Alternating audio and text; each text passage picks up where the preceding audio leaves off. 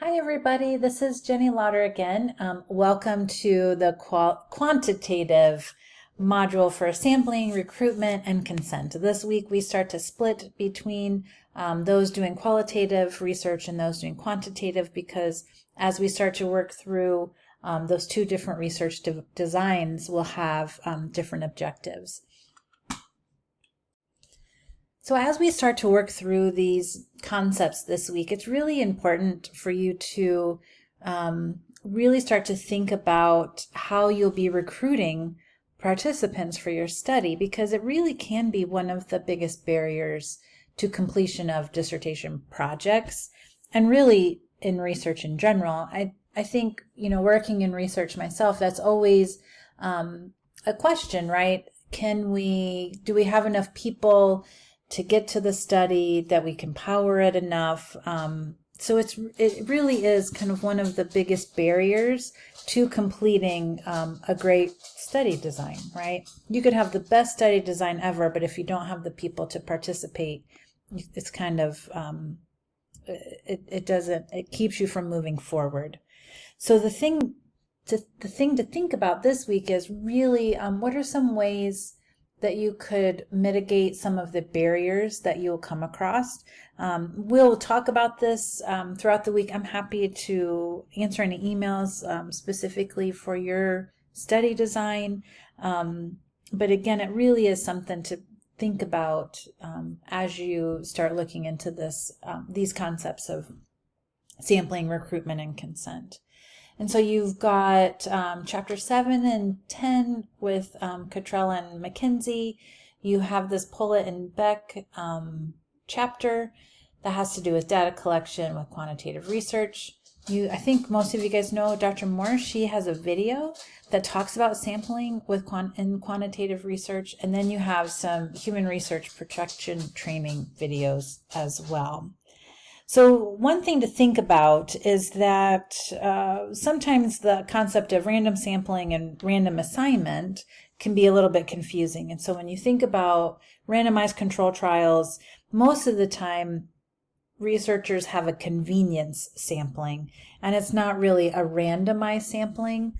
The randomized aspect of RCT is that the person is randomized to their group assignment, whether they're part of the control group or the experimental group.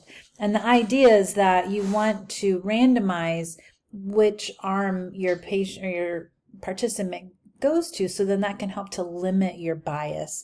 And it can be unintentional bias. You might be thinking about, oh boy, you've got like 2 different treatments, and this person comes in, you're like, boy, they would really do well with this treatment intervention, versus somebody that might not do as well, and you maybe put them in the control.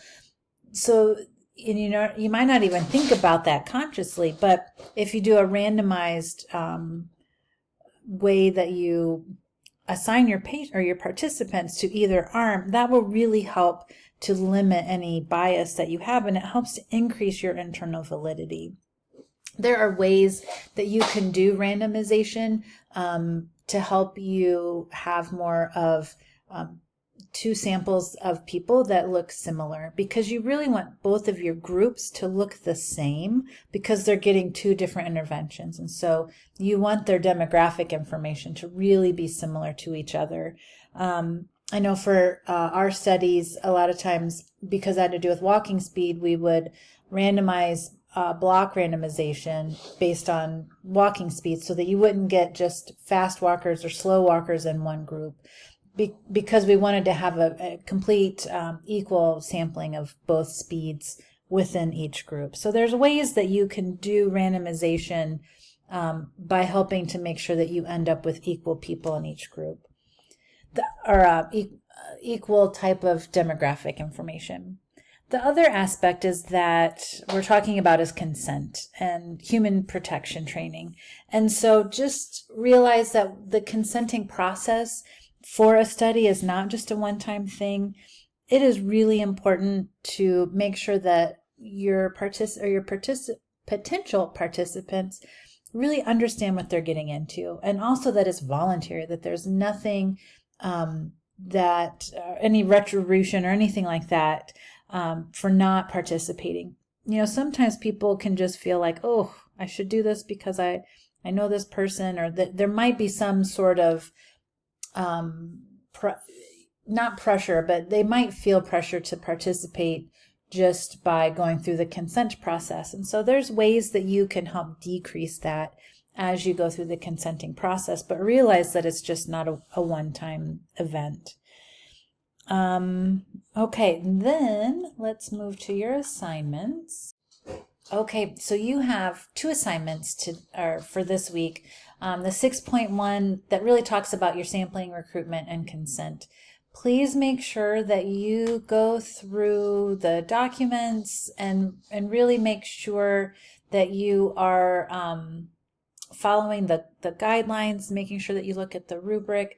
You can also really make sure that you are following APA style, and that's including title page, the way that it's all set up. You will not use the student version. You'll always use the professional version of an APA paper.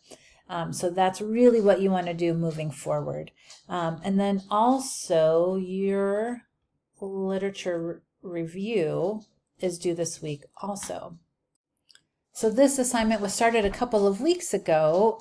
So just make sure that you're following the directions and the guidelines to assist you with writing your literature review. There is a grading rubric there. So again, just make sure you're looking at APA style, references, citations. I know that we probably say that a lot, but it is important. So please reach out with any questions or concerns. It's been really fun to get to know you guys and read your topics, and I'm just really excited to see how you guys move forward from here. So have a great week.